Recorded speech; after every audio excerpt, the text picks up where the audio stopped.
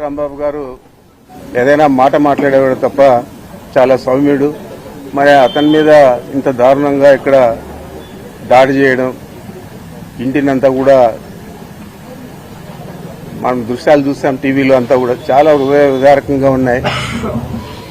మరి దీనికి జవాబు చెప్పే పరిస్థితి కూడా తెలుగుదేశం పార్టీ కానీ, జనసేన పార్టీ కానీ, బీజేపీ కానీ ఎవరు కూడా చెప్పే పరిస్థితి లేదు. మరి ఈ సంఘటన తర్వాత ఒక బీసీ నాయకుడు, మాజీ మంత్రి జోగి రమేష్ ఇంటి మీద కూడా పెట్రోల్ బాంబులతో దాడి చేయడం జరిగింది. మరి ఇవన్నీ చూస్తా ఉంటే ఈ కూటమి ప్రభుత్వం ఎక్కడికి పోతా ఉంది?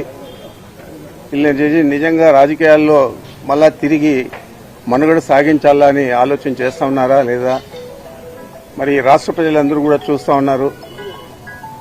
ఇట్టి పరిస్థితుల్లో ఇలాంటి సంఘటనలు మన రాష్ట్రంలో ఎప్పుడు కూడా జరగలేదు. కంబైన్డ్ స్టేట్లో కానీ లేదా రాష్ట్రం విడిపోయినాక కానీ మనం చూస్తూ ఉన్నాము.